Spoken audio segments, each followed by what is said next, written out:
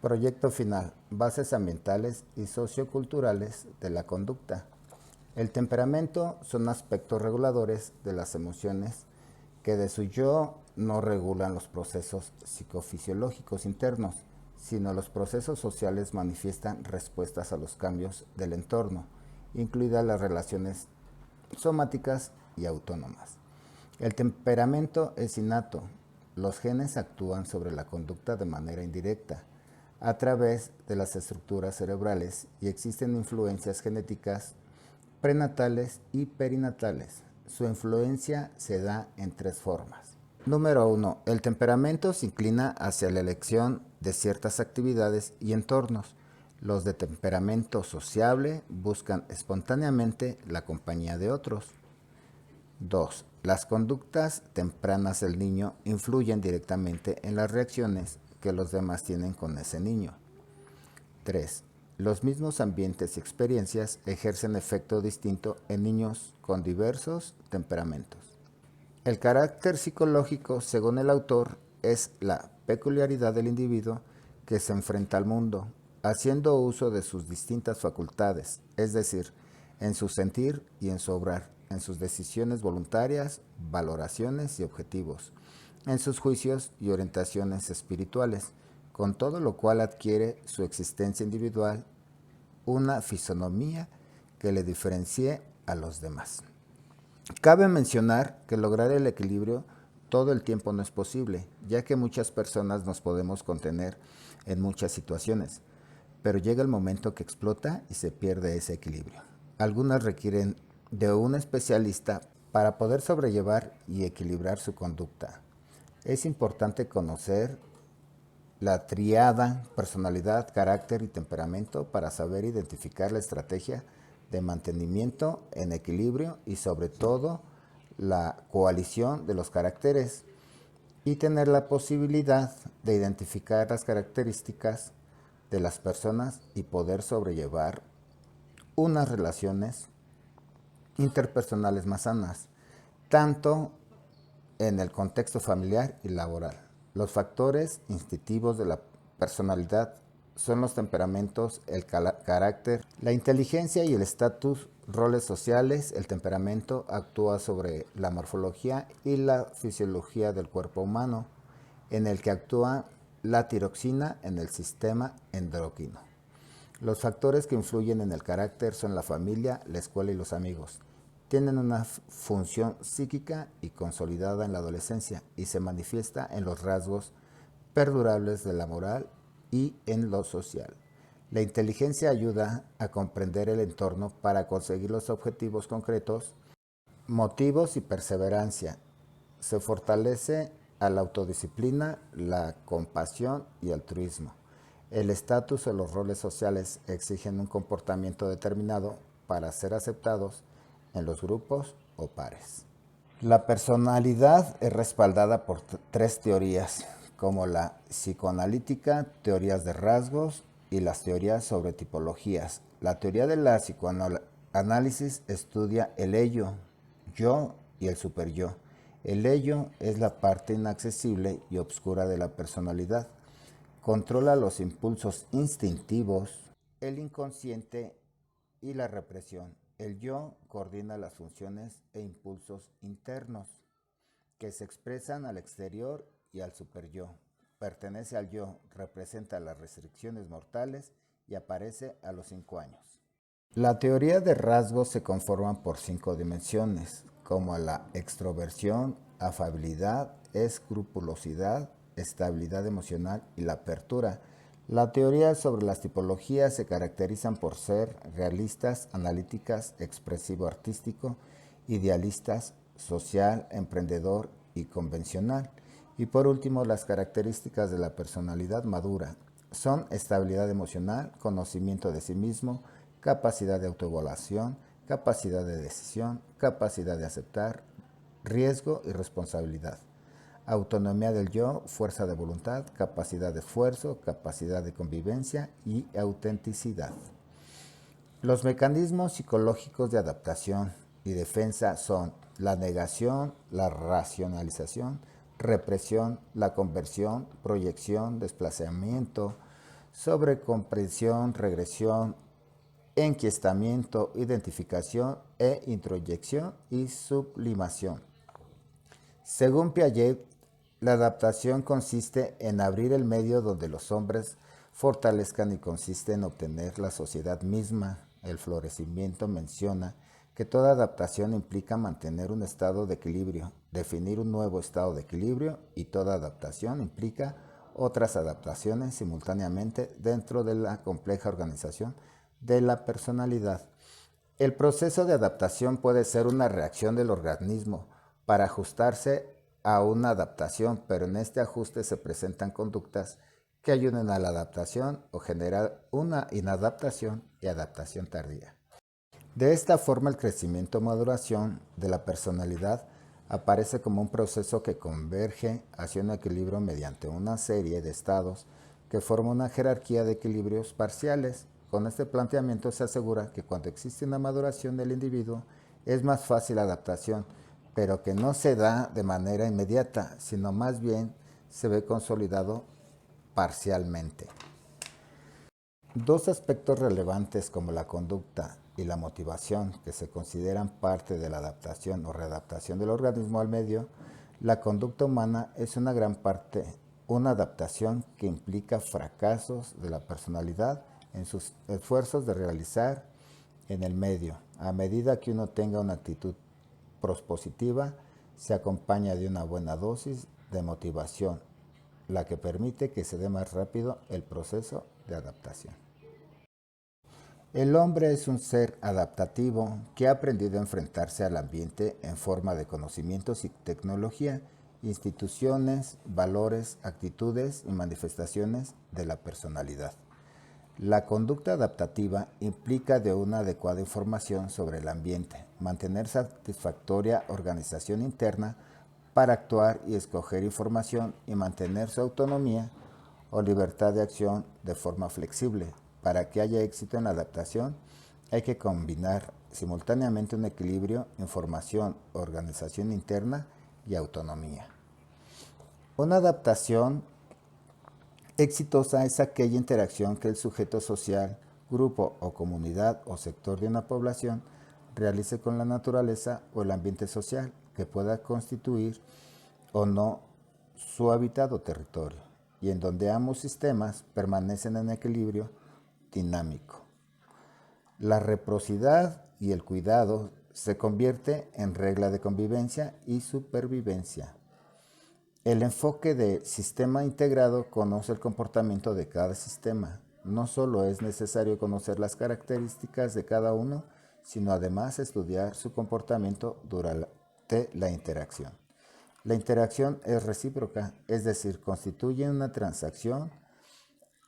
La casualidad es no solo multivariada, sino sistemática, es decir, forma redes y circuitos de retroalimentación positiva o negativa. Las interacciones entre el sujeto social y su entorno han desarrollado en el campo de la psicología social ambiental un enfoque especialmente útil e integrador. El enfoque de la adaptación dentro del enfoque sistemático es de advertir que el sujeto social se concibe como un sujeto activo y no solo reactivo. Ante los requerimientos o ofertas ambientales y ante los autorrequerimientos o deseos sobre el entorno. La familia es una de las instituciones básicas que existen en la sociedad y además se puede considerar la más importante en los primeros años de nuestra vida, en la cual nos refugiamos, estamos más a gusto y donde empieza nuestra socialización y aprendizaje de nuestro papel dentro de un grupo. Funcionales de la familia. Educar a los niños para que puedan ser autónomos, emocionalmente equilibrados, capaces de establecer vínculos afectivos satisfactorios, función socializadora que conecte al niño con los valores socialmente aceptados. La enculturización consiste en la transmisión de representaciones y valores colectivos. Convivir aprende normas de conducta, comportamiento Dentro de la familia, valores y normas fundamentales en la educación, familia. Las reglas pueden funcionar como vehículos concretos de expresión de los valores, ya que en general responden a una determinada escala de valores, sea esta explícita o no. Educación inicial y educación preescolar favorece la socialización, la educación es de primer orden, desarrollo del niño. Niños aprenden a defenderse por sí solos, sin protección de la madre, detección de problemas motrices o psicológica, la comprensión de sus compañeros. Las actividades estimulan el esfuerzo, la disciplina, la imaginación, la expresión y el sentido del espacio. La familia y la escuela. Es importante fomentar la cooperación entre las familias y los centros escolares, tener canales de comunicación y una acción coordinada para generar confianza entre padres, madres y profesores. La participación de los padres en la vida escolar favorece la autoestima de los niños, un mejor rendimiento escolar, mejores relaciones padres e hijos y actitudes más positivas de los padres hacia la escuela. Los padres deben acompañar juntos a sus hijos hasta la escuela, aunque a partir del día siguiente sea uno de ellos el que se vaya a encargar de llevarle. Si el niño llora todos los días o se niega a ir a la escuela, incluso después de un día fácil, habrá que actuar en función de su edad. Si tiene 4 años o más, habrá que insistir si tiene menos de 4 años. No se debe insistir más de una semana. Tal vez no esté listo para ir a la escuela y es mejor aplazarla. El estrés es una estimulación externa al individuo, dañina, amenazante o ambigua, que tiene repercusiones o impacto en el sujeto. Todas son características afectivamente negativas. Un exceso o heterogeneidad de estimulación que el individuo no puede procesar de manera correcta. También se define el estrés como una clase particular de relaciones, estímulos-respuestas, una relación apreciada por el sujeto como amenazante o desbordante de sus recursos y que pone en peligro su bienestar. Características del estrés son estresores ya crónicos, estresores ya agudos, estresores ya intermitentes, el estrés respuesta. No todo es estrés, algunas son meros ajetreos de vida diaria. Algunas condiciones ambientales extremas son estrés para algunos, mientras otras no lo son tanto. El estrés implica una relación evento-sujeto. Es necesario distinguir en esta relación los elementos: objetivos de acontecimiento, de estímulo, de situación; subjetivos, de experiencia, reacción y respuesta del individuo. En todas sus formas el estrés demanda acción. Si un acontecimiento no requiere acción, ahí no se da estrés. La acción requerida es la conducta de afrontamiento. Es importante aclarar que el estrés no debe confundirse con el duelo o la pena por una pérdida, ni con el dolor, ni confundirse con el duelo o la pena por una pérdida, ni con el dolor, ni con la fatiga por un esfuerzo prolongado, ni con la ansiedad, la depresión o el conflicto. La experiencia de estrés puede y suele aparecer asociado con alguno o varios de esos elementos, entremezclados con ellos: afectos, sentimientos, emociones y no solo cogniciones, mas no por ello se identifica con procesos psicológicos que tienen su propia entidad y construcción conceptual y que son de otra naturaleza. El afrontamiento y la respuesta adaptativa al estrés. Debe distinguirse entre adaptación, término muy amplio que cubre la totalidad de la conducta, y afrontamiento, una especial categoría de adaptación en el individuo por circunstancias inusualmente abrumadoras. El afrontamiento, en suma, entraña siempre la adquisición de un cierto control de la situación, pero un control que oscila a sacar fuerza de flaqueza. Este constituye la conducta apropiada y relativa al estrés. Tener que decir suele ser, a su vez, Una fuente de estrés, función adaptativa de todo comportamiento. Existen 8 categorías de afrontamiento: distracción, redefinición de la situación, acción directa, catarsis, aceptación, soporte social, relajación, religiosidad. Principios de los modelos de afrontamiento y de la teoría de acción. Los sentimientos modelan los pensamientos y los actos. Los pensamientos modelan los actos y los sentimientos. Los actos modelan los pensamientos y los sentimientos. El entorno modela pensamientos, actos y sentimientos. La teoría de campo. La esencia del método constructivo es la representación de un caso individual con el auxilio de unos pocos elementos de construcción. El enfoque dinámico. El término dinámica se refiere aquí al concepto dinamis igual a fuerza, a una interpretación de los cambios como resultado de las fuerzas psicológicas. Enfoque psicológico. Una de las tareas básicas de la psicología es encontrar la construcción científicos que permitan la representación adecuada de las constelaciones psicológicas de manera que pueda así deducirse la conducta del individuo. Análisis inicial de la situación global. El maestro sabe que el éxito en la enseñanza de una segunda lengua o de cualquier otra materia depende en gran parte de la atmósfera que él mismo es capaz de crear. La teoría de la asociación y sucesora, la teoría del reflejo condicionado, habla de asociación respecto de todo tipo de procesos psicológicos y supone que las leyes de asociación son independientes del contenido psicológico. Dentro de lo que se denomina aprendizaje, hemos de distinguir al menos los siguientes tipos de cambios. 1. El aprendizaje como cambio en la estructura cognitiva.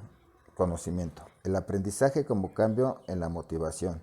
Aprender lo que agrada o desagrada. El aprendizaje como cambio en la pertenencia a un grupo o ideología. Este es un aspecto importante al afianzarse a una cultura.